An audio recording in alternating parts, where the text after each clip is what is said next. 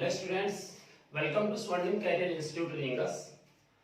हमारा जो टॉपिक चल रहा है that is electric flux and Gauss law. I hope आपने पीछे वाला वीडियो देखा होगा और आपको क्लियर हुआ होगा कि इलेक्ट्रिक फ्लक्स का मीनिंग क्या होता है। उसमें अगर कोई भी प्रॉब्लम है तो आप मुझे कमेंट कर सकते हैं कमेंट बॉक्स के अंदर। आज हम उसी को थोड़ा सा और कंटिन्यू करने वाले हैं। और जैसे अगर मैं आपसे कहूं कि आपने इलेक्ट्रिक फील्ड की डेफिनेशन क्या बनाई है, इतना ही पढ़ा है हमने। E is equal to phi is equal to E dot delta S। इसको हम लिख सकते हैं E डॉट ds। मतलब ये हुआ कि ये एक डॉट प्रोडक्ट है। क्या है ये? Dot product. क्लियर? किस किस का? इलेक्ट्रिक फील्ड इंटेंसिटी का और एरिया वेक्टर का। ये हमने पढ़ लिया। ठीक है सर, पढ़ लिया। अब अगर आपके पास नॉन यूनिफॉर्म इलेक्ट्रिक फील्ड हो, आपके पास कैसा फील्ड हो? नॉन यूनिफॉर्म इलेक्ट्रिक फील्ड हो, या फिर मैं बोलूं कि कोई कर्व्ड सरफेस हो। क्या हो? कोई कर्व्ड सरफेस हो। उस वाले केस में आप इलेक्ट्रिक फील्ड को जब सॉल्व करोगे, इलेक्ट्रिक फील्ड इंटेंसिटी या फिर मैं बोलूं फाई जब निकालोगे, that is E dot ds। इसका इंटीग्रेशन करके सॉल्व करना। ठीक है ना? छोटा सा सेगमेंट ले लेंगे, उस जगह पे जो भी सरफेस होगी और उसी के ऊपर क्या देख लेंगे? E की डायरेक्शन देख लेंगे। ऐसा होगा, अभी करेंगे आगे जाके। आपको इतना पता होना चाहिए कि यूनिफॉर्म या कर्व सरफेस होती है, उसके लिए हम क्या काम में लेते हैं? इंटीग्रेशन काम में लेते हैं। मतलब हुआ E ds cos थीटा। ये इसका आंसर। ठीक है। अब जो कुछ हमने पढ़ा है वो केवल यही पढ़ा है। एक हमने पढ़ा एरिया वेक्टर। ये सब कुछ हमने इसलिए इतना कुछ बताया आपको जिससे आप चीजों को समझ पाए। कुछ क्वेश्चंस के थ्रू हम इसको सॉल्व करते हैं। Suppose if an electric field, एक क्वेश्चन लेते हैं, electric field E is equal to 20 I cap plus 20 J cap volt per metre. ये हमें मान लीजिए कोई गिवन है, इलेक्ट्रिक फील्ड गिवन है ये, राइट। और हमारे पास एक एरिया है। क्या है? एरिया है। वो मान लो दिया हुआ है 40 मीटर स्क्वायर। एरिया कितना दिया हुआ है? 40 मीटर स्क्वायर। अब इसमें मान लीजिए हमसे पूछे find flux if area lies on the XY plane, number 2 YZ plane, number 3 XZ plane. ध्यान देना, आपके पास एक इलेक्ट्रिक फील्ड है जिसकी वैल्यू ये गिवन है, राइट। और एक है एरिया 40 मीटर स्क्वायर का। अगर ये एरिया XY प्लेन में हो तब तो फ्लक्स क्या होगा? ये एरिया YZ प्लेन में हो तब फ्लक्स क्या होगा? और यही एरिया ZX प्लेन में हो तब फ्लक्स क्या होगा? क्लियर होगी बात? अब ध्यान दें, इसका सॉल्व करते हैं। नंबर 1, XY प्लेन में होने का मतलब आप समझ सकते हैं, this is X, this is Y। एक ही बता रहा हूं। XY प्लेन का मतलब ये हुआ, सही है। अगर ये XY प्लेन है तो बताइए इसके एरिया वेक्टर की डायरेक्शन किधर है? तो आंसर है perpendicular to the XY plane. यहां से बाहर की तरफ। बाहर कौन होगा? K cap. कौन होगा? K cap. तो ये क्या है? I cap. और ये क्या है? J cap. तो आप समझ सकते हैं कि यहां लिखोगे phi is equal to E into S। This is area. ए लिख सकते हैं। कंप्लीट दिया हुआ, कंप्लीट लिख दिया। आपने लिखा E कितना? 20 I cap plus 20 J cap, लिख दिया। डॉट। डॉट में लिखना क्या है? एरिया। अब एरिया कितना लिखोगे? 40, बट इसकी डायरेक्शन किधर है? K cap. क्या है भाई? K cap. क्लियर है? अब इनको मल्टीप्लाई करना है। तो डॉट प्रोडक्ट आपने जब 11th क्लास में पढ़ा तो मल्टीप्लाई कैसे करते हैं? 20 को 40 से मल्टीप्लाई करो, ठीक है, बट i को k से मल्टीप्लाई करते तो कितना होता है 0, i डॉट k कितना होता है 0, j डॉट k भी कितना होता है 0, ठीक है। और इसमें तो बस ये दो ही बनने हैं, तो इसका मतलब ये कंप्लीट कितना आ जाएगा 0। इस वाले केस में इसमें से कोई भी फ्लक्स लिंक नहीं होगा, ठीक है, क्योंकि वो उसी प्लेन में है। फाइव सेकेंड बात देखिए, सेकेंड थिंग हमसे क्या पूछा गया, Y Z plane. Y Z plane का मतलब ये वाई और ये जेड, वाई जेड प्लेन का मतलब डायरेक्शन किधर हुई, परपेंडिकुलर, मतलब आई की तरफ।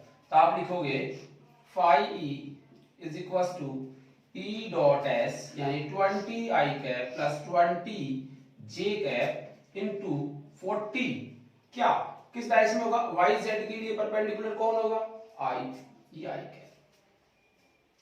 इसका आंसर क्या होगा, आई डॉट आई, देखो 4 को 2 से मल्टीप्लाई करोगे, 40 को 20 से, तो कितना आया,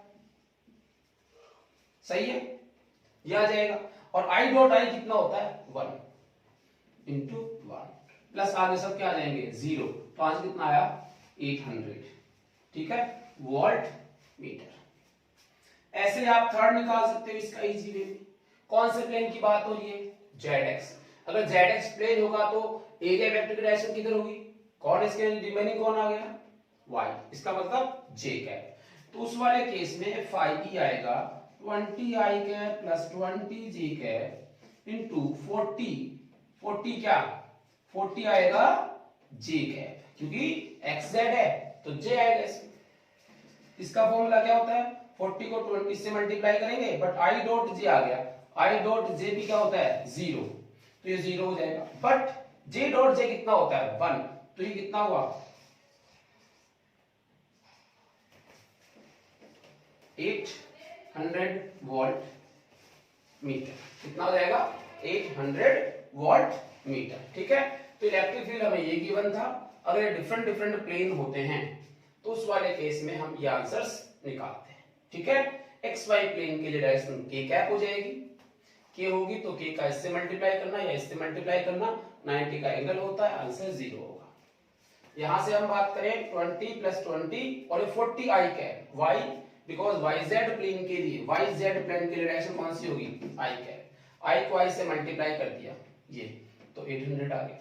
ऐसे ही आपका कौन सा है जेड एक्स प्लेन के लिए, जेड एक्स इस प्लेन के लिए, सॉरी दिस जेड और this is X, Z X plane के लिए जो आपका होगा वो कौन सा होगा जे कैप, तो जे कैप, और जे कैप के अकॉर्डिंग ये 0 और ये 800 वोल्ट मीटर। क्लियर है, इसको आप लिख ले फटाफट, बता दो इसको, ठीक है ना। उससे पहले एक क्वेश्चन और करके देख लो, देखो मान लो इसका आंसर आप मुझे देंगे, कमेंट में पहले लिख के देखिए, मैं बोलने वाला हूं आपको कि ये एक आपके पास सरफेस, इसकी साइड है ए, ठीक है, ये जो सरफेस आप देख रहे हैं वो बोर्ड के प्लेन में है, बोर्ड के प्लेन में, ठीक है।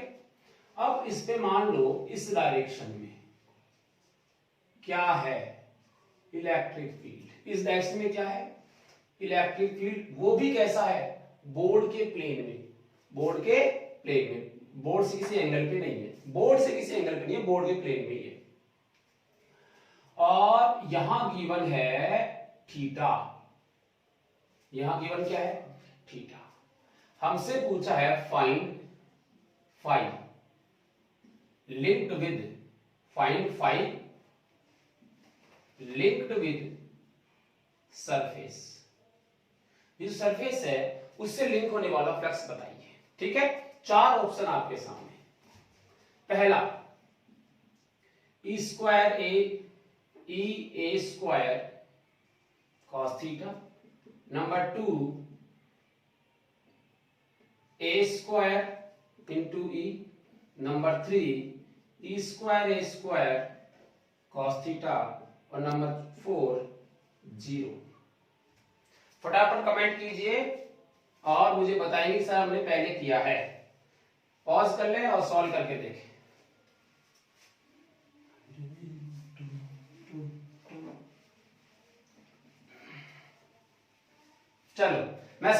देखो, एक बात आप सोचिए, जब हम फ्लक्स निकालते हैं तो थीटा देखते हैं, थीटा किसके बीच का देखते हैं, तो आंसर है इलेक्ट्रिक फील्ड और एस के बीच का एंगल देखते हैं, इलेक्ट्रिक फील्ड और एरिया वेक्टर के बीच का एंगल देखते हैं। अब आप खुद सोचो, ये जो सरफेस है इसका एरिया वेक्टर किधर होगा, इस सरफेस के परपेंडिकुलर बाहर की तरफ, यस या नो। तो इसके लिए जो डेल्टा एस होगा या एरिया वेक्टर होगा वो परपेंडिकुलर होगा बाहर की तरफ, तो डॉट से शो कर सकते हैं उसको, ठीक है। और दूसरी बात, इलेक्ट्रिक फील्ड किधर है, दिस वन, ये इलेक्ट्रिक फील्ड और ये एरिया वेक्टर, क्या इन दोनों के बीच में एंगल 90 का है, दिस वन 90 का एंगल। जब यहां थीटा आपका 90 आ गया तो आप समझ गए ना कि फाई की value E into D S into cos 90 की वैल्यू कितनी होती है, 0। आंसर राइट कौन सा होगा, 0। आप दिमाग लगाने लगे कैसे आएगा, ठीक है ना। इस थीटा से मतलब ही नहीं रहा, हमें किस किस के बीच में एंगल चाहिए होता है, तो आंसर है इलेक्ट्रिक फील्ड और एरिया वेक्टर। क्लियर है, ठीक है। और देखो, अब एक कंसेप्ट समझने जा रहे हैं हम लोग न्यूमेरिकल के थ्रू ही। क्वेश्चन ये है, मान लो कि आपके पास एक सिलेंडर है, ये आपके पास क्या है, एक सिलेंडर है ये, क्लियर। इस सिलेंडर की रेडियस सपोज कितनी दी गिवन है, r, और सिलेंडर की x के पैरेलल इस तरफ, ये इस तरफ दिया हुआ है इलेक्ट्रिक फील्ड है, वो कैसा है, यूनिफॉर्म। इलेक्ट्रिक फील्ड कैसा है, यूनिफॉर्म। अब हमसे ये पूछा गया है, फाइंड फ्लक्स किसका, सिलेंडर का। इस पूरे सिलेंडर से लिंक होने वाले फ्लक्स की वैल्यू बताइए। अब इलेक्ट्रिक फील्ड इधर है, इसका मतलब आप समझ गए, वो यूनिफॉर्म है तो वो ऐसे है, इस डायरेक्शन में फील्ड लाइंस आ रही है, तो ऐसे फील्ड लाइंस आ रही है, उनके बीच में हमने सिलेंडर रख दिया, तो सिलेंडर से जो है लिंक होने वाला निर्गत फ्लक्स आपको बताना है, निर्गत फ्लक्स, आउटवर्ड फ्लक्स जो भी आ रहा है वो फ्लक्स हमें बताना है। तो इस टाइप के क्वेश्चंस को सॉल्व कैसे करेंगे, ध्यान से सुनना, कंसेप्ट है ये। देखो, फ्लक्स निकालने के लिए आपको तो ये चाहिएगा, ये सब चाहिएगा, इसमें आपको और क्या चाहिएगा, थीटा चाहिएगा, सही है, थीटा चाहिएगा। थीटा की वैल्यू कोई फिक्स होगी तभी तो आप cos थीटा की वैल्यू पुट कर पाओगे, और थीटा की वैल्यू डिफरेंट बहुत ज्यादा डिफरेंट हो जाएंगे तो आप वैल्यू पुट अप नहीं कर सकते, ठीक है सर। तो हम सॉल्व कैसे करें, ध्यान दो, हमें पूरे सिलेंडर से निकलने वाला फ्लक्स चाहिए, पूरे सिलेंडर से निकलने वाला फ्लक्स, लिंक होने वाला फ्लक्स। तो हम एक काम कर सकते हैं, इस सिलेंडर को अगर आप ढंग से देखें, ध्यान से देखें, तो उसमें एक सरफेस तो ये है क्रॉस सेक्शन वाली, ये 1 2 दोनों जैसी हैं, और एक सरफेस जो कर्व सरफेस है ये वाली, तो कितने सरफेस हो गए इसमें, 3 सरफेस। इसके अलावा और कोई बन रहा है क्या, नहीं बन रहा, 3 सरफेस हो गई। अब इन तीनों सरफेस में आप एक चीज नोट कीजिए, ये जो सरफेस है, ये पूरा ये वाला एरिया, इसके अंदर इलेक्ट्रिक फील्ड लाइन ऐसे ही, सही है, और इसमें जो एरिया वेक्टर की डायरेक्शन है वो इसके बाहर की तरफ मैंने बताया था नॉर्मल।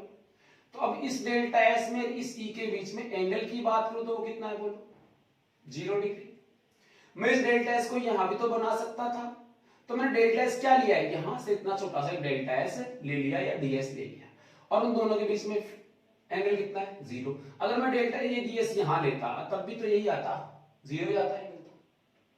जरा यहां देखो, यहां पे इलेक्ट्रिक फील्ड किधर है, इलेक्ट्रिक फील्ड तो प्रश्न में जो गिवन है वही है, मतलब इलेक्ट्रिक फील्ड तो ये है, सही है। अब डेल्टा एस इसके लिए क्या होगा, बाहर की तरफ, तो ये क्या लिखा जाएगा, डेल्टा एस। वो थीटा यहां कितना है, 180, क्लियर। जरा इस कर्व सरफेस की बात करो, इस कर्व सरफेस की जो ऐसे बन रही है, पूरी सिलेंडर की कर्व सरफेस बन रही है, उसमें किसी भी पॉइंट पे चले जाओ आप, मैं यहां आ गया साहब, ये इस पॉइंट की अगर मैं बात करता हूं तो इसका एरिया वेक्टर डेल्टा एस क्या होगा, इसके परपेंडिकुलर, और इस तरफ क्या है, इलेक्ट्रिक फील्ड। देखिए, इलेक्ट्रिक फील्ड और electric field, area vector perpendicular to the normal, sorry perpendicular to the surface और परपेंडिकुलर टू द सरफेस। क्या इन तीन के अलावा हमारे पास और कोई टाइप की सर्फेस है? नहीं। अच्छा, अब हमें फाई निकालना है टोटल, किसका? पूरे का। तो क्या तीनों सरफेस का फाई निकाल लूं और तीनों को ऐड कर दूं, क्या टोटल निकालेंगे? यस, तीनों सरफेसेस का क्या निकाल लूं मैं? फ्लक्स निकाल लूं। तीनों सरफेस का फ्लक्स कैसे निकालेंगे? तो सबका अलग अलग हम लोग सॉल्व कर सकते हैं। देखो कैसे, देखना, हम लिखे φ1 प्लस φ2 प्लस φ3। मान लो ये सरफेस है 1, ये सरफेस है 2 और ये जो आपकी कर्व सरफेस है उसको क्या नाम दे रहा हूं मैं? 3। तो हम लोग लिखेंगे इंटीग्रेशन ई डॉट ds किस सरफेस के लिए? S1 के लिए। इंटीग्रेशन ई डॉट ds कौन सरफेस के लिए? S2 के लिए। इंटीग्रेशन ई डॉट ds कौन सरफेस के लिए? S3 सरफेस के लिए। ये फाई टोटल होना चाहिए, निकालो। अब जरा ध्यान दीजिएगा, E क्या है? E एक कांस्टेंट है, यूनिफॉर्म लिखा हुआ ना, E कांस्टेंट है। और जरा ध्यान दीजिएगा, आप इसको लिखो E ds cos थीटा। क्या लिखोगे इसको? E ds cos थीटा किस सरफेस के लिए? S1। इसमें मैं पूरा लिख देता हूं, बाद में इतना नहीं करेंगे। E ds cos theta S2 और E ds cos थीटा जो है वो किसके लिए आएगा? S3 के। सही है ना? चलिए ध्यान देना, पूरा करके दिखा रहा हूं एक बार, उसके बाद हम डायरेक्ट सॉल्व करेंगे। बोलो S1 सरफेस कौन सी मानी हमने? ये थीटा कितना है? 0। थीटा 0 होगा, cos 0 की वैल्यू कितनी है? 1। तो आपका यहां क्या बचा? E into ds। अब E कैसा है? कांस्टेंट। कांस्टेंट क्या होता है? इंटीग्रेशन से बाहर आ जाता है, तो अंदर क्या बच गया? ds। समझ में आ गई बात? ds प्लस यहां S2 के लिए थीटा कितना है? 180। 180 मतलब -1, cos 180 की वैल्यू कितनी होती है? -1। -1 मतलब यहां क्या आ जाएगा? माइनस ई कहां जाएगा? बाहर। अंदर क्या जाएगा? ds। ये किसके लिए था? S1। ये किसके लिए था? S2। प्लस इसको देखो, थीटा यहां कितना है बोलो? 90। तो थीटा अगर 90 होगा, थीटा अगर 90 होगा तो ये वैल्यू कितनी हो जाएगी? 0। अब ध्यान दो, E ds क्या है? यहां छोटा सा लिया गया सेगमेंट ds, यहां छोटा सा लिया गया सेगमेंट ds। अब हमें इतने से सेगमेंट से निकलने वाले का फ्लक्स ही थोड़ी चाहिए, हमें क्या चाहिए? इस पूरे का फ्लक्स चाहिए। तो जब हम कंटिन्यूअस की बात करते हैं, इतने से सेगमेंट का निकाला, फिर इसके ऊपर वाले सेगमेंट का निकाला, फिर उससे ऊपर वाले सेगमेंट का निकाला, फिर उससे ऊपर वाले सेगमेंट का निकाला, तो सभी सेगमेंट्स को ऐड करेंगे। ऐड करने के लिए क्या काम में लेते हैं? इंटीग्रेशन काम में लेते हैं। तो यहां अगर आप देखें तो क्या मैं कह सकता हूं कि मान लो इस पूरे का जो एरिया है वो S है, तो इंटीग्रेशन ds का मतलब क्या होगा? S ही तो होगा। मैं छोटे छोटे ds सबको ऐड कर लिया, तो वो किसके इक्वल होना चाहिए? इस पूरा एरिया के इक्वल होना चाहिए। अगर ये S है तो हम S लिखेंगे, तो ds का क्या हो जाएगा? S। दूसरी बात, चलो मैं एक बार S लिख लेता हूं। दूसरा तरीका ये है कि इसका अगर रेडियस d1 है तो क्या बनेगा इसका एरिया? पाई r स्क्वायर। क्या बनेगा? पाई r स्क्वायर। तो मैं जनरली इसको लिख सकता हूं into s minus e into s plus 0। ये 0 हो रहा है, या आप इस कैसे लिख सकते हो? e into pi r square minus e into pi r square. Phi total कितना है भाई? 0। ये क्या आंसर हुआ? आंसर फ्लक्स 0 आ रहा है। यस, 0 आ रहा है। इसका ये मतलब हुआ, अगर मैं किसी भी शेप का, कोई भी सिलेंडर, स्फेयर या कोई भी शेप हो मेरे पास, ऐसी शेप हो, ऐसी, इस शेप को भी मैं अगर यूनिफॉर्म इलेक्ट्रिक फील्ड में रख दूं, तो बीच में लाइट चली गई थी, इसलिए जो है थोड़ा सा आपको प्रॉब्लम हुई। देखिए हम पढ़ रहे थे इसके अंदर कि हमारे पास कोई भी क्लोज्ड सरफेस किसी यूनिफॉर्म इलेक्ट्रिक फील्ड के अंदर रखी हुई है, तो उसमें इस सरफेस से लिंक होने वाला टोटल फ्लक्स हमेशा कितना आया है? 0। क्या आया है? 0 आया है।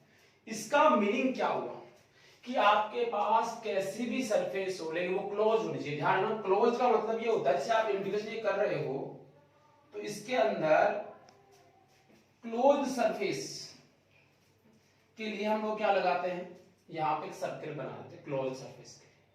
तो क्लोज सरफेस के लिए फ्लक्स क्या होगा, 0 होगा। तो इसका कंक्लूजन जो है वो क्या होने वाला है, ठीक है ना। ये चीज हम लोग को समझ में आ गई कि कोई भी हमने रखा, उठा के स्फीयर रख दिया इसके अंदर, उससे टोटल फ्लक्स कितना होगा, 0। बट वो स्फीयर कैसा है, क्लोज्ड। किसी पर्टिकुलर सरफेस की हम बात नहीं कर रहे कि सर आपने कह दिया ये इलेक्ट्रिक फील्ड है, इसमें मैंने एक सरफेस रख दी है, इससे फ्लक्स 0 होगा क्या, नहीं, इससे फ्लक्स 0 नहीं होगा। बट अगर ये कोई क्लोज्ड सरफेस है किसी वॉल्यूम की फॉर्म में और उसको हमने किस में रख दिया, इलेक्ट्रिक फील्ड में, तब इससे टोटल फ्लक्स कितना होगा, 0 होगा। समझ आ गया। तो इसका कंक्लूजन क्या बना उसको देखो आप।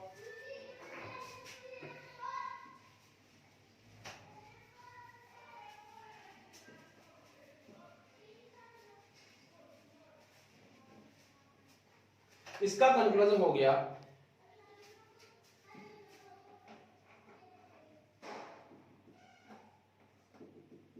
if any shape of closed surface, if any shape of closed surface, किसी भी आकृति का मान लीजिए, placed in uniform electric field, uniform electric field, then flux passing through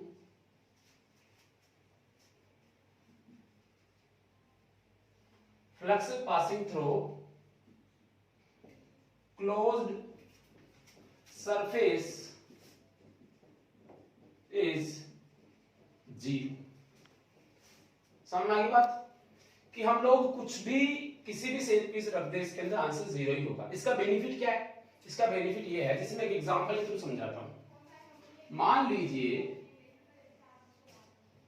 ये आपके पास ऐसी शेप भी तो हो सकती है, ठीक है, ये कोई शेप है ना, कटोरी वाली, और ये इस तरफ क्या है, इलेक्ट्रिक फील्ड, इस तरफ क्या है, इलेक्ट्रिक फील्ड है। ये इलेक्ट्रिक फील्ड जो है वो इस टाइप से जा रहा है, 1 2 3 चीज ऐसे जा रहा है, ये दिस इज इलेक्ट्रिक फील्ड। अब हमने कहा ये यूनिफॉर्म इलेक्ट्रिक फील्ड है, इसके अंदर क्या रख दिया गया, ये हाफ, ये जो है बॉल रख दिया गया, ऐसे मान लीजिए।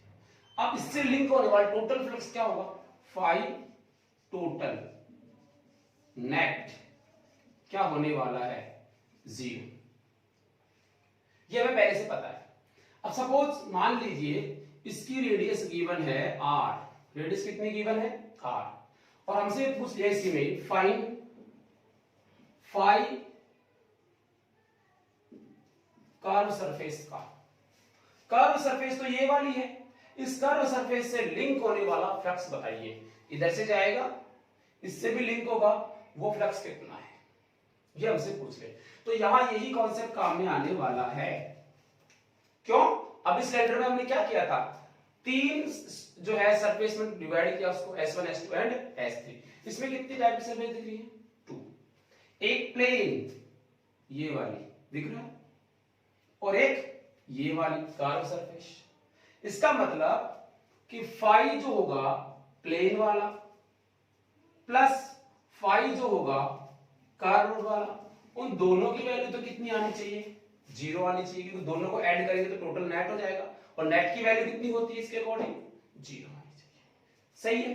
हमें इसका आंसर निकालना है फाई कर्व सरफेस का, तो आंसर क्या, माइनस का फाई प्लेन सरफेस वाला आएगा, माइनस का फाई प्लेन सरफेस। अब ये देखो प्लेन सरफेस ये है, जो प्लेन सरफेस है, जो प्लेन सरफेस है उसके लिए फ्लक्स लिख लो, क्या आएगा बोलो, इसका एरिया वेक्टर इस तरफ, यहां पे इलेक्ट्रिक फील्ड इस तरफ, थीटा कितना हुआ 180, थीटा कितना हुआ 180, थीटा 180 हो गया, तो आप समझ सकते हो कि प्लेन का जो फाई आएगा वो आएगा E into D S into 180। 180 की वैल्यू कितनी होती है -1।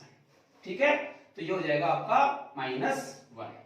तो इंटीग्रेशन अगर आप लगाएंगे तो इंटीग्रेशन आ जाएगा, तो E इंटू डी एस ये नेगेटिव के साथ में आ जाएगा -1 के according. So minus E into D S, D S तो छोटा सा लिया था यहाँ पे, डी एस क्या लिया था छोटा सा। इस पूरे का एरिया कितना है वो क्या होता है इंटीग्रेशन डीएस। इंटीग्रेशन डीएस का मतलब क्या होता है total area of this plane surface. So total area of this plane surface is what pi R square. कितना पाई आर स्क्वायर। तो ये क्या ये प्लेन सरफेस के लिए आंसर होगा? Yes sir. इसको यहां पुट अप कर दो तो माइनस माइनस क्या हो जाएगा प्लस, और ये आएगा ई पाई आर स्क्वायर। तो कर्व से निकलने वाला plus E pi R square होगा और प्लेन का minus E pi R square होगा। दोनों को ऐड कर दो, आंसर कितना आएगा 0, मतलब करेक्ट है। क्लियर होगी बात? तो इसका ये हमें बेनिफिट मिल जाता है। ये था फ्लक्स। अब हम पढ़ने वाले हैं गॉस का नियम, गॉस लॉ क्या होता है इसकी स्टडी करते हैं। फटाफट आप इसको लिखो, पॉज कर लो और लिखो। तो गॉस लॉ क्या है? गॉस लॉ की डेफिनेशन देखिए, total electric flux passing through a closed surface is the ratio of change charge enclosed by the surface and permittivity of free space. Permittivity of free space क्या होती है? Epsilon not. अब इसका meaning समझाता हूं आपको। इसका मीनिंग ये है कि जैसे आपके पास ये कोई शेप है, कैसी भी शेप हो सकती है, इसके अंदर चार्ज है, इसके अंदर क्या है चार्ज, ठीक, कितना चार्ज है Q चार्ज है, और यहां पे परमिटिविटी कितनी होती है एप्सिलॉन नॉट। जब ये चार्ज Q है तो Q चार्ज अपने चारों तरफ क्या बनाता है इलेक्ट्रिक फील्ड, ठीक है। ये इलेक्ट्रिक फील्ड जो है तो ये लाइंस आएंगी, ये लाइंस किस पे लिंक होंगी? तो आंसर है इस सरफेस से लिंक होने वाली है। जब सरफेस से फील्ड लाइन लिंक होती हैं तो इलेक्ट्रिक फ्लक्स बनता है, ठीक है। तो गॉस ये कहता है कि ये जो फ्लक्स लिंक हो रहा है इस वाली सरफेस से, क्लोज सरफेस से फ्लक्स लिंक हो रहा है, वो हमेशा total charge upon epsilon naught के इक्वल होता है। टोटल चार्ज Q कौन सा enclosed upon epsilon naught is equal to phi E is equal to phi E। इसमें जितना चार्ज है इसके अंदर, बाहर से कोई मतलब नहीं, इसके अंदर जितना चार्ज है किसी भी सरफेस के अंदर, वॉल्यूम के अंदर जितना चार्ज है उसमें किसका डिवाइड कर दो एप्सिलॉन नॉट का डिवाइड कर दो। तो क्लोज सरफेस के लिए ये जो आंसर होता है वो होता है Q enclosed by epsilon not, या Q इन अंदर कितना है अपॉन एप्सिलॉन। अब समझो आप इस बात को, देखो total electric flux passing through a closed surface, इस पूरी क्लोज सरफेस से फ्लक्स निकलने वाला जो फ्लक्स है is the ratio of and charge enclosed by the surface and permittivity of free space. अब फ्लक्स हम क्या जानते हैं? फ्लक्स हम तो ये जानते sir electric field into ds, this is equal to Q in upon epsilon naught लिख सकते हैं, यस लिख सकते हैं। लेकिन ध्यान दीजिए यहां सर्किल लगा रहा हूं, ये सर्किल किसके लिए है? क्लोज्ड सरफेस को शो करता है। अगर क्लोज्ड सरफेस है तो उसके लिए क्या लिखा जाता है? सर्किल बनाया जाता है इंटीग्रेशन में। तो ये आपका गॉस का नियम है। ये आपका क्या है? गॉस का नियम है। समझ में आ गई बात? अब ये जो गॉस का जो नियम है इसको आप ऐसे भी बना सकते हो कि एप्सिलॉन नॉट की वैल्यू जो है आप जानते हैं k is equal to 1/4 pi epsilon naught. तो epsilon naught is equal to 1/4 pi k, ये होता है। अगर ये होता है तो phi E is equal to Q in upon में 1 अपॉन ये, तो यहां कितना आएगा 4 pi k into Q in, ये भी लिख सकते हैं। बट ये आपको याद रखना है Q enclosed upon epsilon naught. Clear है? ये है किसका नियम? गॉस का नियम। बट ये गाउस का नियम हमने याद भी कर लिया कि है E dot ds is equal to q in upon epsilon naught, लेकिन जब इसको हम अप्लाई करेंगे उस वाले केस में बहुत सी चीजों का आपको ध्यान रखना होता है, क्योंकि जब आप इनके बीच में थीटा लिखोगे तो थीटा का भी इफेक्ट आने वाला है, इसलिए इसके साथ कुछ पॉइंट्स आपको याद रखने हैं। वो पॉइंट्स क्या है वो भी मैं यहाँ लिख देता हूँ, फटाफट आप पॉज करके इसको लिख लीजिए। मैं एक एक पॉइंट आपके सामने लिख रहा हूँ, उसको समझा रहा हूँ, ठीक है ना। चलिए देखिए, लिख लिया होगा, ठीक है, वन बाय वन सभी पॉइंट्स लिख रहा हूं मैं।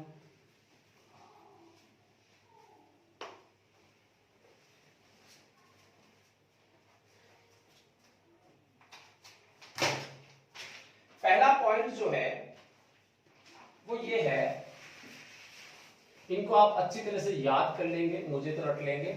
नंबर 1, पहला मैं लिख रहा हूं, total flux is independent of, total flux is independent of position of charge within enclosed surface, within enclosed surface, ठीक है। और ये जो enclosed surface है इसके बारे में सुन लो, ये कोई जरूरी नहीं हो कि ये फिजिकली हो, आप इमेजिन भी कर सकते हैं। अगर आपको फ्लक्स निकालना है तो आप अपने मन से इमेजिन करके एक सरफेस को इमेजिन कर सकते हैं, यानी it can be imaginary, it can be imaginary surface, ठीक है। तो इमेजिनरी सरफेस भी हो सकती है, ठीक है। तो ये एनक्लोज सरफेस हो सकती है और साथ में क्या हो सकती है, इमेजिनरी सरफेस होती है। अब इस पॉइंट का मीनिंग क्या वो समझो। जैसे मान लो हमने कहा कि साहब मेरे पास ये सरफेस है ऐसे, इसमें एक चार्ज यहां है, तो मैंने कहा इस क्लोज सरफेस से लिंक होने वाला फ्लक्स बताइए। तो क्लोज सरफेस से लिंक होने वाला फ्लक्स कौन बताता है, गाउस का नियम। क्या कहता है, Q in upon epsilon not, ठीक है सर मैंने लिख दिया। अब Q इन का मतलब हुआ इसमें टोटल चार्ज कितना है इसमें Q, तो आप क्या लिखोगे Q, समझ गए, अपॉन एप्सिलॉन नॉट। बट इसका मीनिंग क्या हुआ कि वो इंडिपेंडेंट है पोजीशन पे, तो इसका अगर आंसर ये आया है तो इसी शेप के अंदर अगर मैं इस चार्ज को यहां लिख देता हूं तब भी इसका आंसर यही होगा। ये तो मतलब हुआ कि चार्ज की पोजीशन कुछ भी हो, यहां कहीं भी हो ये चार्ज, आंसर हमेशा यही होगा Q अपॉन एप्सिलॉन नॉट। क्योंकि हम लोग यहां क्या लेते हैं, इस सरफेस के अंदर वाले सभी चार्जेस को लेते हैं, इस सरफेस के अंदर वाले सभी चार्जेस को लेते हैं, इसलिए Q is equal to phi is equal to Q upon epsilon naught आएगा। क्लियर होगी बात, इस लाइन का मीनिंग ये है, ठीक है। Number 2, total flux is independent of the shape, total flux is independent of the shape, ठीक है, and size of the closed surface, of the closed surface. इसका मीनिंग क्या होगा, तो इसका मीनिंग भी समझ लो कि टोटल फ्लक्स जो हम लोग निकाल रहे हैं ये वाला, ये वो किस पे डिपेंड नहीं करता, शेप पे और साइज पे। जैसे ये एक स्फीयर है, इसमें चार्ज है Q, कितना चार्ज है Q, इसके बाहर या यहां कोई क्यूबॉइड है, इस टाइप का कोई चीज है, ठीक है, और इसके बाहर कुछ और शेप है, समझ आ गया। मान लो ये सरफेस है S1, ये सरफेस है S2 और ये सरफेस है S3। चार्ज कहां है, यहां। मेरे को कहा गया कि सर phi S1 बताओ, phi S2 बताओ और phi S3 बताओ। समझ आया कि सरफेस से निकलने वाला फ्लक्स बताइए, इस सरफेस से निकलने वाला फ्लक्स बताइए, इस सरफेस से निकलने वाला फ्लक्स बताइए, तो आंसर आएगा सबका सेम आने वाला है। क्योंकि हम लोग, हमारा जो फॉर्मूला है वो ये कहता है कि जिस सरफेस के लिए आप आंसर निकाल रहे हो उसके अंदर कितना चार्ज है उसको देखो, उसकी पोजीशन से कोई मतलब नहीं है। तो आप देखो पहले S1 सरफेस की बात करो, S1 सरफेस में कितना चार्ज है Q, तो आपका ये आंसर हो जाएगा Q upon epsilon not, correct है।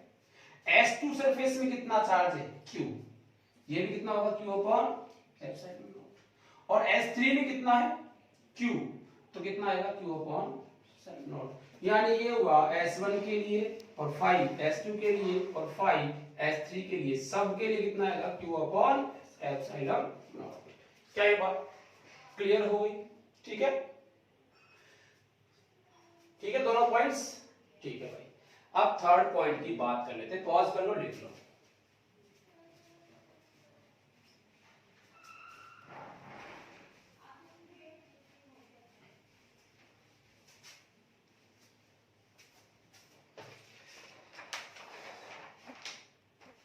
तो नंबर 3 की हम बात करते हैं।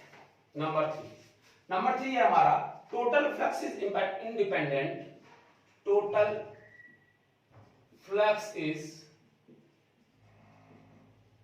independent of presence of outside charge, presence of outside charge। इसका क्या मतलब है? इसका मतलब ये है कि मेरे पास ये कोई शेप है, इसके अंदर कोई चार्ज है Q1, चलो Q चार्ज है, यहां पे है +2Q चार्ज, यहां है -Q, capital Q charge, correct है। और हमसे क्या पूछा गया, एक चार्ज ये भी है, एक चार्ज ये भी है, ठीक है ना। अब हम लोग अगर फ्लक्स निकालते हैं, total flux is independent of presence of outside charge, इसका मतलब ये होता है कि अगर आप फाई निकालोगे तो आपको केवल इसके अंदर वाला चार्ज ही लेना है, आपको केवल इसके अंदर वाला चार्ज ही लेना है, यानी Q in upon epsilon not, और Q इन कितना है Q अपॉन एप्सिलॉन नॉट, आपको केवल यही लेना है। बाहर वाला जो है इस पे टोटल फ्लक्स पे डिपेंड नहीं करता है, टोटल फ्लक्स पे डिपेंड नहीं करता है। बट यहां एक चीज और ध्यान देने वाली बात है, फ्लक्स पे तो डिपेंड नहीं करता, बट मैं आपको अगर ये लिखूं कि फाई की वैल्यू E डॉट ds भी होती है सर, यस होती है, और वही आपकी Q not upon epsilon naught के बराबर। तो यहां जो E है वो नेट इलेक्ट्रिक फील्ड होता है। E क्या होता है? नेट इलेक्ट्रिक फील्ड, यानी ये और ये तीनों जो फील्ड बनाएंगे, तीनों जो क्या बनाएंगे, फील्ड बनाएंगे, उनका जो रिजल्टेंट आएगा वो यहां पे लिखा जाता है। ये थोड़ा सा आप ध्यान रखेंगे, ठीक है ना, इसका आप थोड़ा सा ध्यान रखेंगे। तो यहां ये जरूर पता होना चाहिए कि फ्लक्स जो है वो बाहर वाले किसी भी चार्ज पर डिपेंड नहीं करता है, हम केवल Q इन वालों को इसमें कंसीडर करते हैं। बट अगर हम ये दोनों साथ में लिखते हैं तो हमेशा ध्यान रखिए, यहाँ इलेक्ट्रिक फील्ड जो लिखा जाएगा वो इस चार्ज ने कितना बनाया, इसने कितना बनाया, इसने कितना बनाया, तीनों का रिजल्टेंट यहाँ लिखा जाता है। क्लियर होगी बात? ठीक है, ये नंबर 3। अब हम बात करें नंबर 4 की। जैसे सी में हम लोग कुछ क्वेश्चंस कर लेते हैं, एक क्वेश्चन करके देखो इसके अंदर। फॉर एग्जांपल एक क्वेश्चन ले रहा हूं यहां पे, मान लीजिए this is Q1, this is Q2, ये और ये S2 चार्ज है, ये Q3 चार्ज है और ये Q4 चार्ज है, ठीक है। ये S1 सरफेस है, S2 सरफेस है, ये S3 सरफेस है। आप फटाफट इसके आंसर निकालिए। फाई निकालना है S1 के लिए, फाई निकालना है S2 के लिए और फाई निकालना है S3 के लिए, क्या आएगा सोचिए फटाफट, एक ध्यान देना। S1 कौन सा है? ये स्फीयर, इसके अंदर कितने चार्ज दिख रहे हैं? 2, एक Q1 और एक Q2। Q इन लेते हैं हम लोग टोटल, तो कितना होगा Q1 प्लस Q2 अपॉन में क्या आएगा एप्सिलॉन नॉट, सिंपल। इसका देखिए नंबर 2 वाले, इसमें कितना चार्ज है Q2, चलो जैसे मैं मान लो इसको माइनस दे रहा हूं, suppose minus, so this will minus, इन दोनों को ऐड करेंगे तो Q1 माइनस Q2, चलो दूसरे का बताओ, S2 के अंदर कौन कौन से हैं, माइनस Q2 और Q3, तो Q3 माइनस Q2 अपॉन, ठीक है। S3 की बात करो, S3 में टोटल कितने आ गए, Q1 भी आ गए, सब आ गए, तो क्या लिखेंगे, Q1 minus Q2 plus Q3 plus Q4 over epsilon not. अब मेरे हिसाब से आपको क्लियर हो गया कि जब भी हम इस प्रकार के क्वेश्चन को सॉल्व करेंगे तो Q इन कौन सा लिया जाता है। क्लियर है? चलिए ओके, अब कुछ और क्वेश्चन कर लेते हैं, फटाफट लिख लो आप इसको, मैं मिटा रहा हूं, पॉज करो, थोड़ा मैं फास्ट ले रहा हूं, अब आपको चीजें क्लियर हो चुकी हैं इसलिए हम फास्ट ले रहे हैं।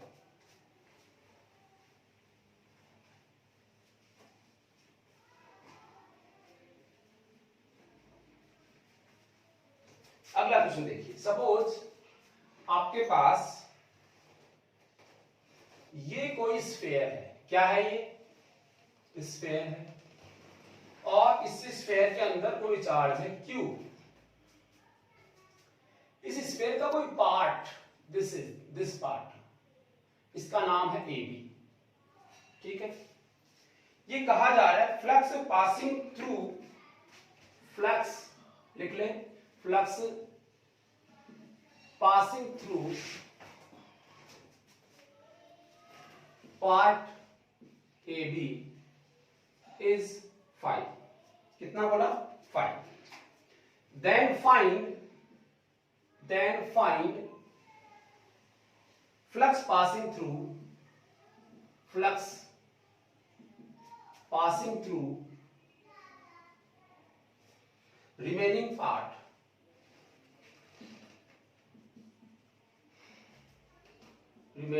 of the sphere, यानी इस गोले में ये जितना सा पार्ट है इसमें से निकलने वाला फ्लक्स कितना है 5, तो ये जो रिमेनिंग है बच गया, बच कितना गया, तो बच गया आपका ये वाला, ये ब्लू वाला लाइन, इतना पार्ट, इसमें जाने वाला फ्लक्स कितना होगा, तो कंसेप्ट वहीं पे आएगा। देखो अगर मैं आपसे कहूं कि इसमें फ्लक्स क्यों आएगा, तो आप बोलो सर इसमें फील्ड लाइंस निकलती हैं, और वो फील्ड लाइंस इसको क्या करेंगे, लिंक करेंगे, इतने से हिस्से में जो फील्ड लाइंस आएंगी ये, इनके कारण जो फ्लक्स बन रहा है वो तो कितना गिवन है 5, और रिमेनिंग जो है वो हमें पूछा गया। अब सोचिए, तुम ये सोचो कि कंप्लीट स्फीयर जो है वो एक क्लोज्ड वॉल्यूम है, कैसा है, क्लोज्ड वॉल्यूम, और क्लोज्ड सरफेस के लिए कौन सा रूल लगाते हैं, गाउस का लॉ लगाते हैं। गाउस का लॉ ये कहता है कि किसी भी क्लोज्ड सरफेस के लिए फाई जो आता है वो Q upon epsilon naught, Q inside upon epsilon not आता है। क्लियर होगी? तो क्या मैं ये कह सकता हूं कि फाई किसका, AB पार्ट का, प्लस फाई रिमेनिंग पार्ट का, क्या कोई फाई नेट है, यस, इससे निकलने वाला फ्लक्स और AB से निकलने वाला फ्लक्स टोटल दोनों को ऐड कर देंगे, टोटल हो जाएगा। अब वो टोटल हमारा किसके इक्वल होना चाहिए, तो आंसर है इस सरफेस पे कितना चार्ज Q, अपॉन में क्या आएगा एप्सिलॉन नॉट।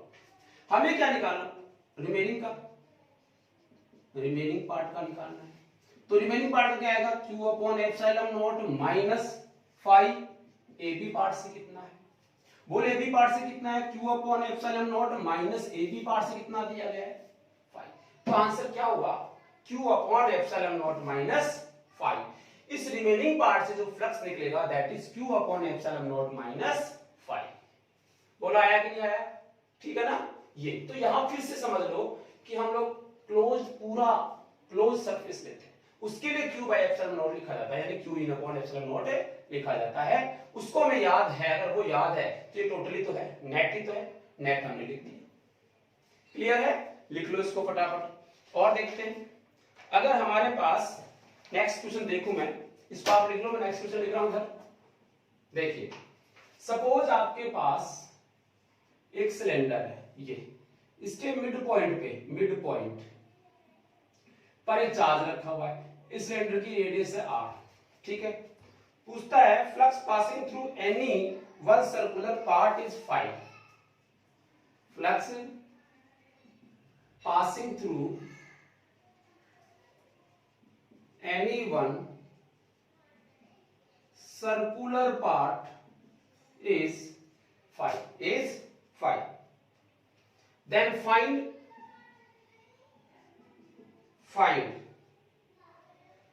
तो हमसे पूछा गया है कि कर्व सरफेस का आंसर कितना होगा। 5 कर्व सरफेस, समझ गए क्या? कर्व सरफेस जो इस सिलेंडर के अंदर है उसका आंसर कितना होने वाला है, ये हमसे पूछा गया है। बोलो क्या आएगा आंसर, सोचो। तो यहां से देखिए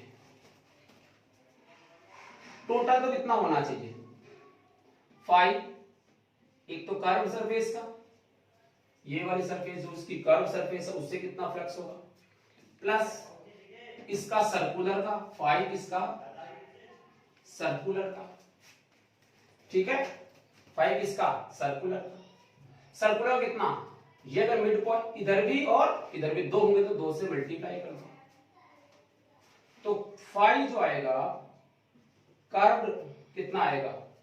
अच्छा एक चीज और देख लीजिए, ये आंसर होना कितना चाहिए Q अपॉन एप्सिलॉन नॉट, क्योंकि पूरे क्लॉज में कितना है टोटल Q, तो Q अपॉन एप्सिलॉन नॉट होना चाहिए।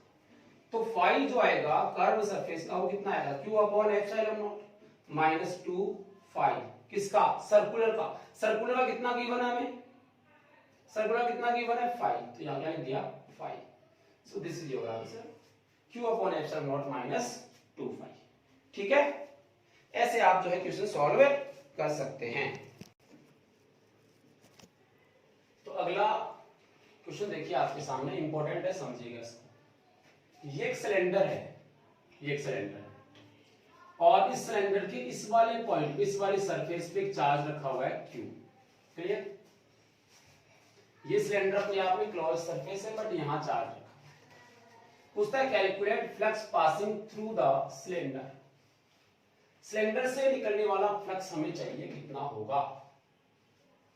थोड़ा दिमाग लगाना पड़ेगा यहाँ पे। अब यहां से आपका इमेजिनेशन स्टार्ट होता है कि आप अपने कितना इमेजिन कर सकते हो। ध्यान देना, ये चार्ज यहां है, क्या ये चार्ज सिलेंडर के अंदर है? नहीं, सिलेंडर के बाहर की तरफ, ऐसे मान लो ऊपर वाले सरफेस पे है। और हमें किससे पूछा है फ्लक्स? सिलेंडर से। तो हम कैसे निकालें, समझ आया बात?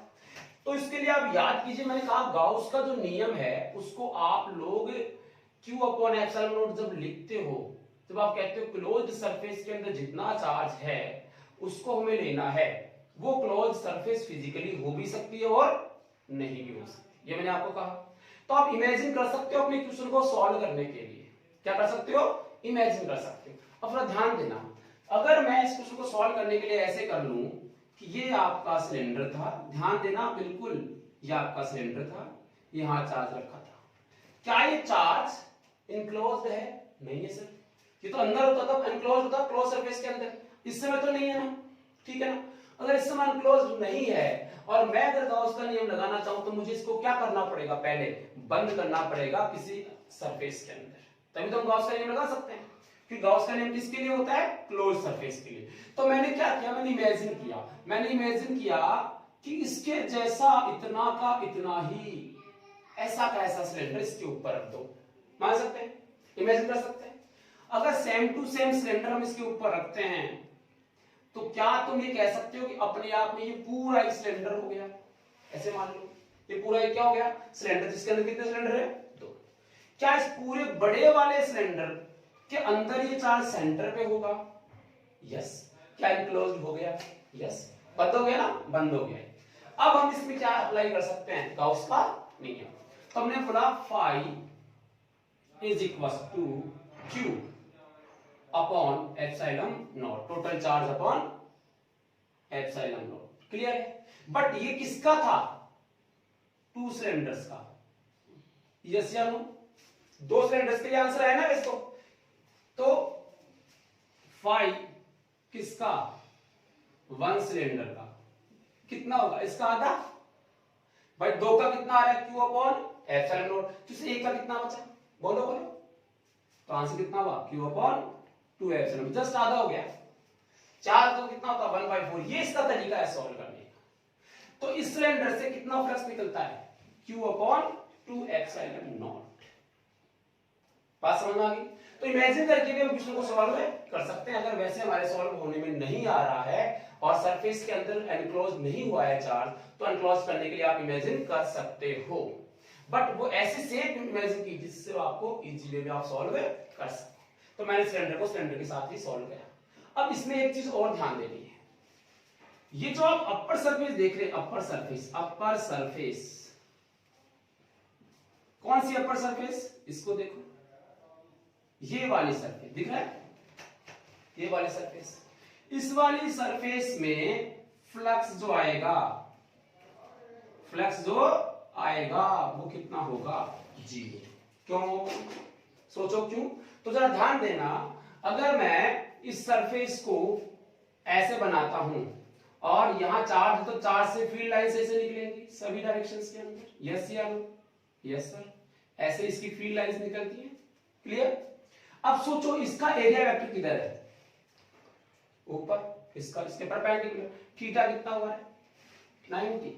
तो इस वाली सरफेस से ऊपर वाली सरफेस के लिए थीटा कितना आ रहा है? 90 आ रहा है। तो फ्लक्स कितना हो गया? 0। तो अपर वाली सरफेस पे फ्लक्स कितना आ रहा है? 0। क्लियर होगी बात? इसका यह मतलब हुआ, अगर कोई भी चार्ज किसी प्लेन सरफेस पे रखा हुआ है, ये मेरा हाथ है, इस पे ये मैंने चार्ज रख दिया ये, तो इस प्लेन सरफेस से जो फ्लक्स आएगा वो 0 होगा। कितना आएगा? तो इसका मतलब हम ये समझ रहे थे कि फाई 0 किसके लिए आता है? तो कोई भी चार्ज किसी सरफेस पे रखा हुआ है तो उस सरफेस से लिंक होने वाला फ्लक्स हमेशा कितना आएगा? 0 आएगा। जैसे यहां पर इस पर्टिकुलर सरफेस से निकलने वाला फ्लक्स कितना आ रहा है? 0। अब सर सिलेंडर से टोटल कितना आ रहा था? इतना। इसका मतलब सिलेंडर में ये वाली सरफेस इंक्लूड नहीं की गई है। ये आंसर किसका है? इस वाली कर्व सरफेस का और इस वाले प्लेन सरफेस का। कर्व प्लस प्लेन टोटल कितना है? Q/2 epsilon not. इसमें इसका तो क्या आंसर है? 0। इसका भी ध्यान देना है क्योंकि अच्छी क्वेश्चंस में ये चीज छुप जाती है, इसलिए मैंने आपको यहां पहले ये बताया है। क्लियर होगी बात? इसी को मैंने ये लिखा है, if a charge kept on a plane surface then its flux passing through the surface is 0। उस सरफेस के लिए, सतह के लिए फ्लक्स कितना होगा? 0 होगा। क्लियर है? चलिए अब क्यूब वाले क्वेश्चंस करने हैं, क्यूब वाले, घन वाले क्वेश्चन कि घन के लिए जो है फ्लक्स कैसे कैसे निकलेगा। मैं फिर कह रहा हूं यहां पे आपको इमेजिन करना होगा, आप इमेजिन करेंगे मेरे साथ साथ। मैं बिल्कुल धीरे धीरे ले रहा हूं इसको, लेकिन आप मेरे साथ साथ इमेजिन करेंगे। फ्लक्स पढ़ रहे हैं हम लोग from the cube. Next example लिख रहा हूं मैं, flux from the cube, flux from the cube. तो देखो ये इंपॉर्टेंट है अपने आप में, इसके जैसा क्वेश्चन आता है तो ध्यान देंगे। मान लो तुम्हारे पास एक क्यूब है, ये वाला, ये हमारे पास एक क्या है? क्यूब है। इसको मैं पूरा क्यूब ही बना लेता हूं, थोड़ा सा ठीक नहीं दिख रहा, इसको मैं क्यूब बना लेता हूं। ठीक है, ये आपका क्या हो गया? क्यूब हो गया। अब इस क्यूब में चार्ज जो है उसकी अलग अलग पोजीशन हो सकती है। मैं 5-7 क्वेश्चन एक में कर रहा हूं, अलग अलग जो है उसकी पोजीशन हो सकती है। वो चार्ज सेंटर में हो सकता है, क्यूब, सही है। वो चार्ज किसी एक फेस के सेंटर में हो सकता है, जैसे ये फेस है, इसके सेंटर में हो सकता है। वो चार्ज किसी एक एज के सेंटर में हो सकता है, यहां इस वाली एज के सेंटर में हो सकता है। वो चार्ज इस वर्टेक्स पे हो सकता है। तो चार्ज की अलग अलग कंडीशंस हैं, यानी ये हुआ कि चार्ज की पोजीशन ऑफ चार्ज क्या? देखिए, सेंटर ऑफ बॉडी, बॉडी के कहां हो सकता है? सेंटर पे। Face of body, centre of face of body, centre of face. Number 3 edge of face, किनारे पे हो सकता है। Number 4 vertex of, edge of ये बॉडी आएगा और ये आएगा वर्टेक्स ऑफ बॉडी, यानी शीर्ष पे। ये 4 कंडीशन है और आपसे पूछा गया इन चारों के लिए ही फ्लक्स, फ्लक्स पूछा गया है क्यूब का। क्यूब अलग अलग कंडीशन में क्यूब से लिंक होने वाला फ्लक्स आपसे पूछा गया है। यहां पे आपका इमेजिनेशन काम में आने वाला है। देखो कैसे, एक से स्टार्ट करते हैं। सेंटर ऑफ बॉडी, अगर चार्ज यहां होता है तो सीधा सा आंसर है कि क्लोज सरफेस हो गया पूरा क्यूब, तो आप क्या लगा दो, गॉस का नियम लगा दो और Q in upon epsilon not कर दो।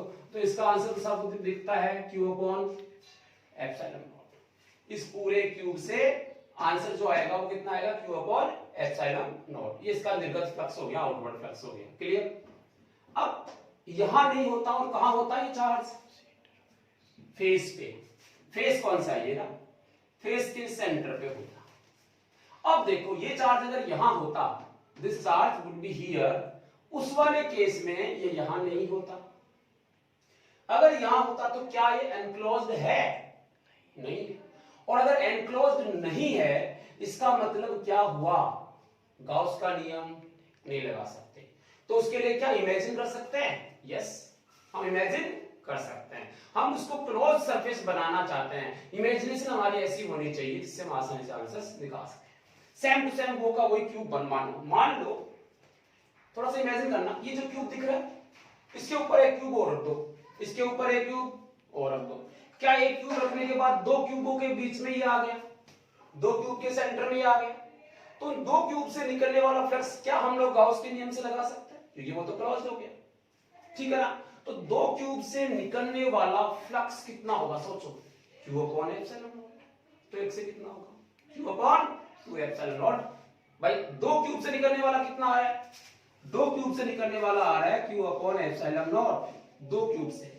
तो एक क्यूब से निकलने वाला कितना, क्योंकि इसमें टोटल दो है, तो वो इसका जस्ट हाफ हो जाएगा, सीधा सा पढ़ना है। तो इसका आंसर क्या आएगा, Q अपॉन 2 एप्सिलॉन नॉट। समझ में आ गया बात। इसमें बहुत कुछ लिखूंगा नहीं, दैट सब इमेजिनेशन पे डिपेंड है। चलिए अगर एज होती, एज सोचो, एज ये है, एज पे होता तो क्या आंसर होता, ठीक है। तो देखो भाई अगर हम एज की बात करें तो एज में आने के कारण, अच्छा एक चीज और देखिए, ये यहां पर है, इसके अपर फेस में कितना आएगा आंसर, 0। कोई बात सिलेंडर की हमने देखी थी, अपर फेस वाला, इसके लिए 0 आएगा। तो इसमें केवल 5 फेस का आंसर आएगा इसमें, सॉरी, ये जो Q अपॉन 2 एप्सिलॉन नॉट है, हमने बोल दिया एक क्यूब से निकलने वाला फ्लक्स है, मान लिया। बट इसमें ध्यान देने वाली बात क्या है कि एक क्यूब में टोटल 6 फेज होते हैं, 6 फेस होते हैं। 6 फेस में से एक फेस के ऊपर तो खुद रखा हुआ है, अगर ये यहां रखा हुआ है तो इस वाले फेस का फ्लक्स कितना है, 0। कितना है भाई, 0, अभी बताया मैंने आपको। इसका मतलब कितना बच गया, 5 फेस। तो मैं इसको ऐसे भी बोल सकता हूं कि यह आंसर किसका है, 5 फेस से निकलने वाला फ्लक्स कितना है, Q upon 2 epsilon naught. Clear हुई क्या बात। तो 5 फेस से निकलने वाला flux Q upon 2 epsilon not हुआ, तो एक फेस से निकलने वाला कितना, एक क्यूब से नहीं, ये किसका था, क्यूब का। जरा ध्यान देना, 5 किसका, 1 फेस का, 1 फेस का, एक फेस का कितना आना चाहिए। तो तुम क्या बोलोगे, ये कितने का है, 5 फेस का। 5 फेस से निकलने वाला कितना है, Q अपॉन 2 एप्सिलॉन नॉट। तो एक से निकलने वाला क्या 5 का डिवाइड करना पड़ेगा, तो क्या इसमें 5 का डिवाइड कर दूं, तो 5 का डिवाइड करने पे क्या ये Q upon 5 into 2 epsilon not हुआ, यानी Q अपॉन 10 एप्सिलॉन नॉट हुआ। बोल यस या नो, कितना भी लेते चलो इसको आप आगे से आगे लेते, ठीक है ना। ये क्यूब का था, क्यूब में टोटल 5 बनी थी, 6 का 0 था, एक से अगर 5 से अगर q अपॉन 2 एप्सिलॉन नॉट निकलता है तो 1 से 1/5 होगा, तो ये कितना होगा q अपॉन 10 एप्सिलॉन नॉट। चलिए आगे, edge of the body, edge की बात करो, क्या ये बाहर है? यस, इमेजिन करना पड़ेगा।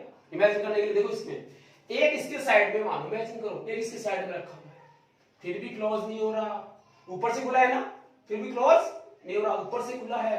अगर इसके साइड में मैं एक क्यूब और रखता हूं तब भी ये चार्ज ऊपर से खुला है, तो क्या करोगे? 2 और क्यूब लो और इसके ऊपर रख दो। अब तो फेस बंद हो गया, नहीं हुआ? बताओ क्या ये चार्ज क्लोज हो सकता है? इसके पास में एक क्यूब रखूं, इसके पास में एक क्यूब रखूं, इसके ऊपर एक क्यूब रखूं, क्या 4 क्यूब हो जाएंगे? क्या 4 क्यूब के अंदर ये आंसर होगा? बोलो, 4 क्यूब में एज आ जाएगा सेंटर में। अच्छा, तो 4 क्यूब से निकलने वाला फ्लक्स कितना होगा? सोचो, Q अपॉन एप्सिलॉन नॉट, क्योंकि चार्ज को अब हम कहां मान रहे हैं? यहां, और यहां मानेंगे तो 4 क्यूब से निकलने वाला flux Q upon epsilon not होगा, Q अपॉन एप्सिलॉन नॉट होगा। ये कितने से होगा? 4 क्यूब से। तो बताइए एक क्यूब से कितना होगा? इसका 1/4, तो आंसर आएगा 1 क्यूब का कितना आएगा? 1 अपॉन 4 एप्सिलॉन नॉट। तो Q अपॉन 4 एप्सिलॉन नॉट ये एक क्यूब से निकलने वाला फ्लक्स हो गया। यस या नो? अब दोनों में अंतर देखो, ये भी एक क्यूब, ये भी एक क्यूब लिख रहे हैं, लेकिन इसमें कितना फेस थे?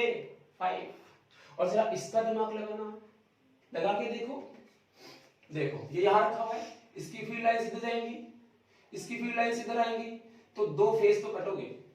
इनमें फेस में फ्लक्स कितना होगा? 0। इस सरफेस पे आ गया ये, और इधर सरफेस पे भी आ गया, तो क्या इसकी 2 सरफेस कैंसिल हो गई जिनके ऊपर फ्लक्स की वैल्यू कितनी होगी? 0। तो इसका मतलब 6 में से 2 माइनस कर दो, कितनी बची? 4। तो ये जो 1 क्यूब लिखा हुआ है, क्या ये 4 फेस की बात हो रही है? 4 फेस से निकलने वाला फ्लक्स कितना है? तो बताओ एक फेस से निकलने वाला फ्लक्स कितना होगा? तो आंसर होगा Q अपॉन 4 एप्सिलॉन नॉट। ये तो था ही, इसका कितना मल्टीप्लाई में? 4। कितना है? Q upon 16 epsilon naught, Q upon 16 epsilon not. बात समझ में आई? यहां आपको इमेजिन करना होगा। आगे देखो,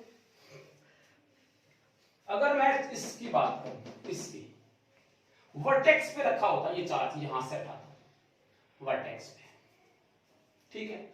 अगर ये वर्टेक्स पे रखा होता तो क्या इमेजिनेशन करते, कितने बनते? सोचो, सोचो कितने बनते आपके पास क्यूब? अगर मैं इसके साइड में रखता क्या बंद हो जाता? नहीं सर, उसके पीछे भी रखना पड़ता, इसके भी पीछे रखना पड़ेगा, तो 4 तो नीचे हो जाएंगे। जब भी अभी बंद नहीं हुआ, ऊपर से खुला है, तो 4 ही ऊपर आएंगे। तो बताओ टोटल कितने हो जाएंगे? 8।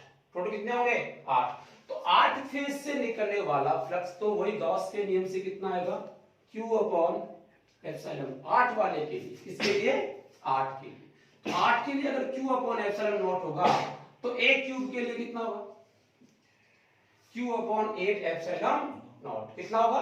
Q upon 8 epsilon naught. तो बताइए ये कितना आएगा? Q अपॉन 8 एप्सिलॉन नॉट, एक क्यूब से निकलने वाला अगर वर्टेक्स पे है।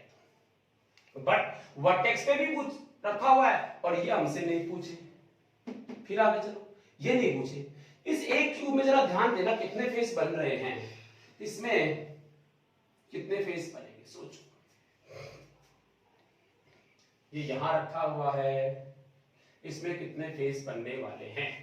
तो आंसर है 3। सोचो 3, एक ये और एक ये, इन पे फ्लक्स 0, इस पे फ्लक्स 0, और एक पीछे वाला, एक कौन सा? पीछे वाला, उसमें भी फ्लक्स कितना आएगा? 0, क्योंकि वो उसी को भी टच कर रहा है ये वाला, तो फ्लक्स का भी कितना आएगा? 0। तो अब कितने फेस बचे? 3 गए, तो 3 ही बचे। टोटल तो 6 होते हैं हमारे पास, कितने बचे? 3। इसका मतलब ये कितना के लिए है? आंसर है 3 फेस के लिए। किसके लिए है ये? 3 फेस के लिए। जब ये कितने फेस के लिए था? 5 फेस के लिए। समझ गए? 5 फेस के लिए, 4 के लिए, 3 के लिए। तो 3 के लिए कितना आ रहा है? Q upon 8 epsilon naught. तो बताओ इसी कंडीशन में हमने एक फेस से पूछता तो क्या Q upon 3 into 8 epsilon not होता? क्या Q अपॉन 24 एप्सिलॉन नॉट होता है? बोल यस या नो? तो Q अपॉन 24 एप्सिलॉन नॉट इसका आंसर होता। क्लियर है? तो इस टाइप के क्वेश्चंस जो है आपको इमेजिन करके सॉल्व करने होते हैं। चलिए, अच्छा एक क्वेश्चन हो रहा था मेरे दिमाग में, मान लो ऐसा कुछ दिया हुआ होता कि ये आपके पास एक साइड है ए, ये साइड ए है, ये एक सरफेस है, क्या है? सरफेस। इस सरफेस के यहां से यहां पर कोई चार्ज Q है जिसकी डिस्टेंस a/2 है। ये सरफेस है, इससे a/2 डिस्टेंस पे यहां चार्ज है, यहां चार्ज है। अब बताओ, अगर चार्ज यहां है तो इस वाली सरफेस से इससे वो जो आएंगी आपकी फील्ड लाइंस तो आएंगी, तो इसको टच करेंगी, इसको टच करेंगे तो इस वाली फ्लक्स कितना होगा? फाई। सरफेस का फाई कितना होगा? इस सरफेस से लिंक होने वाला फ्लक्स कितना होगा? तो बड़ा सिंपल, फिर से समझो। अगर मैं इमेजिन कर लूं, इधर भी एक साइड है, इधर भी एक साइड है, एक क्यूब बना लूं, उसको क्या बना लूं? क्यूब। ये कितने डिस्टेंस पे है? a/2 पे। क्या ये क्यूब के सेंटर पे हो गया? क्या ये क्यूब के सेंटर पे हो गया? तो एक क्यूब के सेंटर के लिए, एक क्यूब के लिए सेंटर के लिए हम लिखेंगे फाई क्यूब के लिए। इमेजिन कर लिया मैंने, ठीक है? वो कितना है? Q upon epsilon not. अब इस क्यूब में कितने फेस हैं? 6, और इसमें तो सेंटर पे, तो 6 के हिसाब से 1/6 हो गया इसका। एक का कितना आंसर आया? क्योंकि ये तो एक ही तो है, तो हम लोग लिखेंगे फाई सरफेस के लिए आएगा Q अपॉन 6 एप्सिलॉन नॉट। अब मेरे हिसाब से आपको ये चीज क्लियर हो गई, तो पॉज कर लो और लिख लो। तो नेक्स्ट क्वेश्चन आपके सामने है, अच्छा सा क्वेश्चन है, जेई वालों के लिए स्पेशली ध्यान दीजिएगा। A long straight wire is passing through imaginary cube. Imagine कीजिए कि एक क्यूब है आपके पास, घन है, और साइड लेंथ कितनी है उसकी? a. Wire is uniformly charged. Wire कैसा है? यूनिफॉर्मली चार्ज्ड है, उसकी चार्ज लीनियर चार्ज डेंसिटी कितनी है? लैम्डा। पर्टिकुलर 1 सेंटीमीटर पे इतना चार्ज है। Find maximum possible flux that can be passed through the cube. ये हमसे पूछा, फ्लक्स के बारे में पूछा, वो भी कैसा? मैक्सिमम। देखो फ्लक्स जो है वो हमने बोला Q अपॉन एप्सिलॉन नॉट। आप यहां से देखेंगे कि फाई वास्तव में किस पर डिपेंड करता है? Q पे। मतलब ये हुआ, अगर Q अगर इंक्रीज करेंगे तो फाई भी इंक्रीज होगा, सही है? मतलब फ्लक्स अगर हमें मैक्सिमम चाहिए तो Q भी क्या होना चाहिए? मैक्सिमम होना चाहिए। अब इसमें थोड़ा सा आप ध्यान दें कि आपके पास ये क्यूब है, ये क्यूब है, और आपके पास ये वायर है जिसपे प्लस चार्ज है, और इसकी डेंसिटी कितनी है? लैम्डा। 1 सेंटीमीटर पे इतना चार्ज है, तो जितनी लेंथ का वायर इसके अंदर से पास किया जाएगा, जितना बड़ा वायर इसके अंदर से पास किया जाएगा, उतना उस पे क्या होगा? चार्ज ज्यादा होगा, क्योंकि 1 सेंटीमीटर का इतना, 2 सेंटीमीटर का जस्ट डबल होगा। तो जितना बड़ा वायर इसके अंदर होगा उतना ही चार्ज क्या होगा? ज्यादा होगा, और जितना चार्ज ज्यादा होगा उतना ही फ्लक्स भी क्या होगा? ज्यादा। तो अब इमेजिन कर लीजिए कि हमें इसके अंदर से जो वायर को पास करना है वो कैसे करें? ऐसे बाहर से करें, या बिल्कुल परपेंडिकुलर करें, या फिर इस टाइप से ये कोने को मिलाएं, ये इस टाइप से। सबसे बड़ी लेंथ वायर की कब होगी? सोचो, ये वाली होगी, क्योंकि ऐसे करेंगे तो साइड ए ही आएगी और ये कुछ ज्यादा आएगी वैल्यू। तो इस लेंथ को अगर हम काम में ले तो फ्लक्स कैसा आएगा? मैक्सिमम। फ्लक्स कैसा आएगा? मैक्सिमम। जिस रूम में आप बैठे हो उसके दोनों कोनों को मिलाइए, इधर वाले को मिलाइए, कोने वाले को मिलाइए, वो वाली लेंथ क्या है? ज्यादा है। ऐसे देखोगे तो ए ही बनेगा, ठीक है ना? तो जितनी ज्यादा लेंथ होगी उतना ही ज्यादा क्या होगा? चार्ज होगा, क्योंकि Q का जो फॉर्मूला होता है वो होता है लैम्डा इंटू लेंथ। तो Q is equal to lambda, और हमें लेंथ कैसे रखनी है? मैक्सिमम रखनी है वायर की। कौन से वायर की? जो वायर हम इस क्यूब के अंदर पास करने वाले हैं, जो वायर हम इसमें क्या करने वाले हैं? पास करने वाले हैं, उसकी लेंथ क्या होनी चाहिए, मैक्सिमम होनी चाहिए, जिससे चार्ज क्या होगा, मैक्सिमम होगा, जिसके कारण फाई भी क्या होगा, मैक्सिमम होगा, जिससे हम कहां पहुंच जाएंगे, मैक्सिमम पॉसिबल फ्लक्स। ठीक है, अब अगर ऐसा है तो मैक्सिमम लेंथ कैसी होगी, जरा ध्यान देना, ये नीचे की सरफेस, ठीक है, और कुछ ऐसा था हमारा ये, this is side A, this is again side A, तो यहां देखिए ये ए है, ये ए है, ये लेंथ,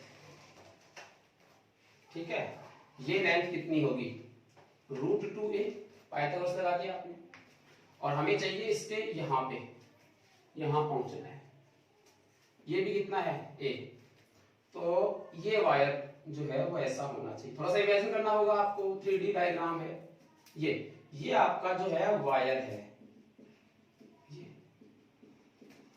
जो इस पूरे में से क्या हो रहा है, पास, ये लाइन मैंने बनाई है, ये जो इसमें से पास हो रहा है, ठीक है, तो इसकी लेंथ यहां से लेके यहां तक, ये किसके अंदर है, ट्यूब के अंदर, ये जो लेंथ आप देख रहे हैं कितनी है, ये यहां कितना होगा, कितनी लेंथ होगी ये, तो देखो √2a तो ये है, इसका स्क्वायर प्लस a का स्क्वायर, और इसका क्या आ जाएगा, रूट, ये लेंथ मान लेता हूं ab, दिस इज ab, तो ab कितना आया, ये कितना होगा, 2a² प्लस a², कितना आया, √3a, मतलब यहां से लेके यहां तक लेंथ कितनी हुई है, √3a, सबसे ज्यादा बड़ी लेंथ यही होगी, अगर हम इसको इस टाइप से तिरछा इसको अंदर डालेंगे तो, ठीक है ना, इस वाले केस में √3a आएगा, जब ये √3a आएगा तो हमारा q इन कितना हुआ, lambda into √3a, lambda into √3a, ये क्लियर होगी बात। अब फ्लक्स सही है, phi is equal to q upon epsilon naught, q in upon epsilon naught, lambda into √3a upon epsilon naught, ये इसका क्या हो जाएगा, आंसर हो जाएगा, क्लियर होगी बात, ठीक है, तो थोड़ा सा आपको समझना होगा, इमेजिन करना होगा, और फिर ये आंसर निकालना होगा। अब सोच, इसी क्वेश्चन में हमें ये नहीं पूछता और हमें ये कहता कि ये जो तार है, ये जो वायर है, इसका एक एंड सेंटर पे फिक्स कर दो, इमेजिन कीजिए जिस कमरे में आप बैठे हो उसके सेंटर पे एक वायर जो था, उस वायर का एक एंड फिक्स कर दिया गया यहां, तो एक एंड तो ये हो गया, अब फ्लक्स निकाल के बताइए, इस वायर के कारण जो है फ्लक्स निकाल के बताइए, ये आप बता सकते। अच्छा, मिनिमम क्या होगा, मिनिमम के लिए तो मिनिमम तो बड़ा आसान है, मिनिमम के लिए क्या होना चाहिए, ये वायर इस एज से निकलना चाहिए ऐसे, तो एज वाले में इसका कोई आंसर नहीं आएगा, 0 आएगा, फाई जो है इसके लिए कितना आएगा, 0, ये बाहर रहेगा, अंदर रहेगा ही नहीं, ठीक है, खैर, तो अगर हम फिक्स कर दे तो उसके लिए क्या हो जाएगा, देखो एक पॉइंट को यहां सेंटर पे फिक्स कर दो, और मान लो ऐसे और ऐसे, इस टाइप से कर सकते हैं, वायर को ऐसे कर लेंगे तो उस समय यहां से लेके यहां तक की डिस्टेंस जो है हम भी आसानी से निकाल सकते हैं, और यहां से लेके यहां तक की डिस्टेंस, ये तो a/2 है, और ये कितनी है, तो ये टोटल कितनी है, √3a, तो ये कितनी जाएगी, √3a/2, तो इसका भी निकाल सकते हैं और इसका भी निकाल सकते हैं, तो वो हमारे पास अलग अलग सिचुएशन बन सकती है, कुल मिला के इस टाइप के क्वेश्चंस भी बन सकते हैं, इसलिए आपको सब चीजें आनी चाहिए, क्लियर है। चलिए तो 2 क्वेश्चन और करते हैं हम लोग इसके। तो नेक्स्ट क्वेश्चन देखिए आपके सामने, अच्छा क्वेश्चन है, ऐसा क्वेश्चन आता है जेईई और नीट दोनों में, flux in non uniform field, field अगर आपके पास नॉन यूनिफॉर्म हो, यानी एक्स के अकॉर्डिंग चेंज हो रहा हो, उस वाले केस में हम क्वेश्चन को सॉल्व कैसे करें। सपोज एक क्वेश्चन दिया हुआ है कि आपके सामने एक क्यूब बना हुआ है, दिख रहा है सबको क्यूब, अब इस क्यूब के लिए बोला गया है कि इस क्यूब को इस इलेक्ट्रिक फील्ड में रखा गया है, इस इलेक्ट्रिक फील्ड में रखा गया है, E vector is equal to alpha x I cap, I cap का मतलब हुआ कि इलेक्ट्रिक फील्ड की डायरेक्शन ये है, इस तरफ x की तरफ है, अल्फा क्या बोला गया है, कोई कांस्टेंट बोला गया है, फिर कह रहा है कि find net flux passing through the cube, इस क्यूब से गुजरने वाला नेट फ्लक्स बताइए, और charge enclosed by the cube, और इसमें कितना चार्ज होगा, ये हमें निकालना है। तो थोड़ा ध्यान देना आप यहां पे, थोड़ा सा इमेजिन भी करना। ये फेस देखिए, इस फेस की पोजीशन क्या है सोचिए। 3D डायग्राम में अंदर की तरफ जा रहा है, ये लाइन अंदर की तरफ है, तो क्या इस वाले फेस की यानी लेफ्ट वाले फेस की पोजीशन x = 0 है? सोचो भाई, क्यूब है ना, 3D है, ये वाला फेस अंदर है, तो x = यहां कितना है 0, उसी लाइन के ऊपर तो ये फेस है, ये फेस उसी लाइन पे है। फिर यहां से a डिस्टेंस पे फिर ये फेस आ गया, अब इसको मैं अंदर तो बना नहीं सकता, ठीक है, तो यहां पे x = a पे राइट वाला फेस है, ये चीज आपको समझनी होगी, ठीक है। तो फिर से देखिए, लेफ्ट वाला आपके पास एक डिब्बा है, ये एक डिब्बा है, इसमें ये जो लेफ्ट वाला है वो कहां रखा हुआ है, x = 0 पे रखा हुआ है, ओरिजिन पे। फिर यहां से x a डिस्टेंस के ऊपर ये, फिर से इसका दूसरा वाला फेस आ जाएगा, ठीक है। तो चलो सभी फेस से निकलने वाला क्या निकालो, फ्लक्स निकालो, और सबको क्या कर दो, ऐड कर दो। अब एक एक का नाम लेते हैं। x = 0, किस वाले फेस की बात कर रहा हूं, 4 लेफ्ट फेस, लेफ्ट फेस की पोजीशन x कितनी है 0, जब x 0 है तो e की वैल्यू कितनी है, जरा देखो, अल्फा × 0 × i कैप = 0। तो यानी ये हुआ, इस लेफ्ट फेस के कारण कोई भी इलेक्ट्रिक फ्लक्स नहीं बनने वाला, साफ दिख रहा है। x = 0 पे e की वैल्यू ही 0 हो रही है, इसलिए इस वाले फेस के कारण कोई फ्लक्स नहीं बनेगा। चलो राइट वाले पे आओ, 6 फेस है ना, 6 पे देखते हैं। राइट वाले 4 राइट फेस, राइट फेस के लिए x की वैल्यू कितनी है, a, देखो x की वैल्यू यहां से लेके यहां तक ये कितने डिस्टेंस है, a, x की वैल्यू a है, तो बताइए e वेक्टर की वैल्यू कितनी, अल्फा × a, ठीक है, ये आ जाएगा। साथ में क्या आया, i कैप, x की वैल्यू a, i कैप, ठीक है। तो इसके लिए e 0 आया, तो फाई की वैल्यू कितनी है, 0, किसके लिए थी, लेफ्ट के लिए। यहां फाई निकालो, फाई किसके लिए, राइट के लिए, क्या लिखोगे, E.S, एरिया वेक्टर बनाओगे। तो एरिया वेक्टर बनाओगे तो e की वैल्यू तो अल्फा × a × i कैप लिखाओगे। और इस फेस का एरिया वेक्टर क्या सिखाया था मैंने, जब कोई वॉल्यूम होता है तो एरिया वेक्टर हमेशा परपेंडिकुलर लेते हैं बाहर की तरफ, तो इसका इस वाले फेस का एरिया वेक्टर जो आएगा वो बाहर की तरफ इधर ही आएगा, दिस इज डेल्टा s या s, ठीक है।